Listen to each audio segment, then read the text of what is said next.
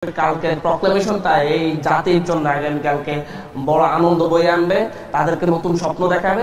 সেই জায়গায় হচ্ছে দুইটাকে আমরা একসাথে সম্মিলন করতে চাচ্ছি, যে নতুন বছরের আনন্দ এবং হচ্ছে প্রক্লেমেশন ঘোষণার আনন্দ, এই দুইটা একসাথে এই জাতি একসাথে এনজয় করবে, এই দেশের মানুষ একসাথে এটাকে অ্যাকসেপ্ট করবে এবং এটার জন্য সবাই অধীর আগ্রহী আছে।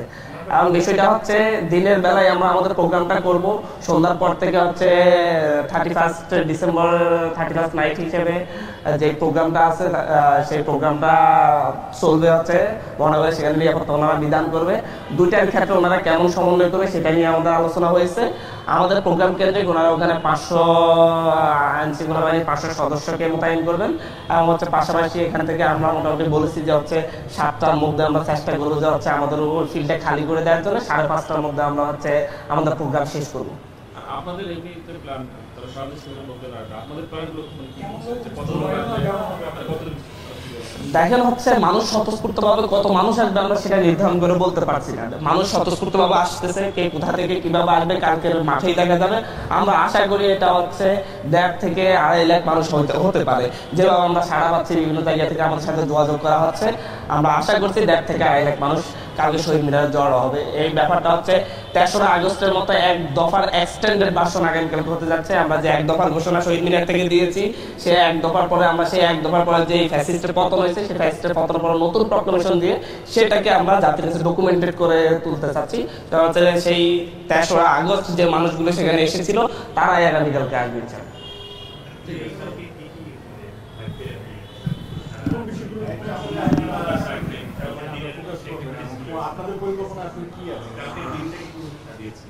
কালকের দিনটাকে আমরা সকালবেলা থেকেই সেখানে বিভিন্ন ধরনের সাংস্কৃতিক অনুষ্ঠান, বিভিন্ন ধরনের হচ্ছে মঞ্চ নাটক চলতে থাকবে। 3টা থেকে আমাদের অফিসিয়াল প্রোগ্রামটা শুরু হবে। তো হচ্ছে সেই জায়গায় আমরা মূলত হচ্ছে আগামীকালকে বাংলাদেশের মানুষ নতুন আগামীকাল থেকে তারা 24-এর গণঅভ্যুত্থানের যে আকাঙ্ক্ষা, তারা হচ্ছে 24-এর গণঅভ্যুত্থানের সময় তারা যে জীবন বাজি রেখে লড়াই করেছে, তাদের সন্তানরা জীবন দিয়েছে, আহতরা তাদের হাত দিয়েছে, পা দিয়েছে, তাদের যে আকাঙ্ক্ষাটা সেই আকাঙ্ক্ষাটা কালকে ডকুমেন্টেড আকারে জাতির সামনে উপস্থিত হবে। এবং এই ডকুমেন্টেশনটাই হচ্ছে আগামী বাংলাদেশের যে সরকারি ক্ষমতায় আসুক তাদের জন্য দিক নির্দেশনা হয়ে থাকবে।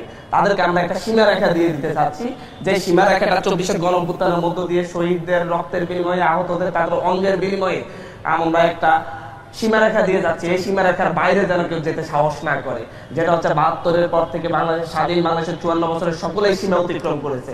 আমরা মানুষের অধিকার হরণের সীমা যেন কেউ অতিক্রম করতে না পারে, সেটা ভবিষ্যতে যে সরকারি ক্ষমতায় আছে তাদের জন্য 24-এর গণঅভ্যুত্থানের শক্তির পক্ষ থেকে একটি সীমারেখা আমরা টানতে চাচ্ছি। রাজনৈতিক দলগুলোকে আসলে আপনারা কি ধরনের বার্তা দিতে চান?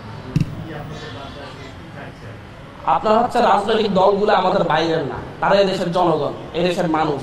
আমরা বৈষম্যবিরোধী ছাত্র আন্দোলনের নেতৃত্বে যেই গণঅভ্যুত্থানটি হয়েছে সেই গণঅভ্যুত্থানের ছাত্র নেতৃত্বকে নেতা মেনেই তারা রাজপথে নেমেছিল, এই নেতৃত্বকে স্বীকার করে রাজপথে নেমেছিল, এই নেতৃত্ব যে ধরনের প্রোগ্রামগুলো দিয়েছিল তা বাস্তবায়ন করেছিল।